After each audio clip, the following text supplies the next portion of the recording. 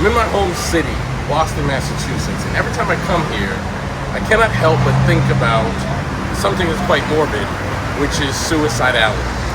I grew up in such a dark place, in such an unsafe environment, that eventually I got to a point where I thought the only way that I could end that unsafety and end that darkness was to take my life.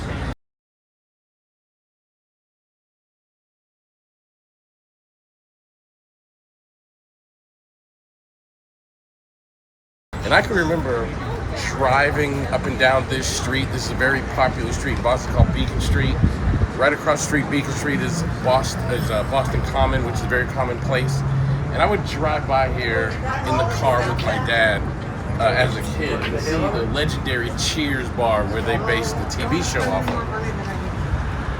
And if you had told that Elliot that my life would look the way that it looks now, I wouldn't have believed you. It was just so dark and so difficult. That's all I could see was the darkness and the difficulty. And now when I visit Boston, I'm so grateful that I hung on. I'm so grateful that I survived. I'm so grateful that I made it, because I get to experience this amazing life that I have now that I once couldn't see or envision. Now I say that because it's so important as we practice Solution Focused Brief Therapy. Because so many people ask me, what do you do when the client is suicidal? What do you do when the client is thinking of ending their life? What do you do when the client is struggling in those ways?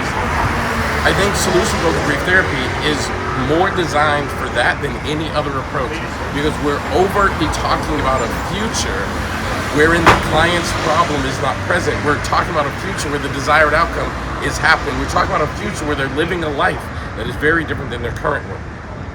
And even though they can't see it yet, we're forcing them to imagine it, think about it, and envision it, and dream it. And once you do that, the people have hope. And once they have hope, you can last a whole lot longer. Eventually, I was able to get hope. Eventually, I was able to start thinking differently. And eventually, I was able to make decisions that kept me alive, so that now I'm living my life now. So let that be an inspiration to you that Solution Focused Brief Therapy does make a difference when you're working with clients who are struggling in this way. And that's what this is about.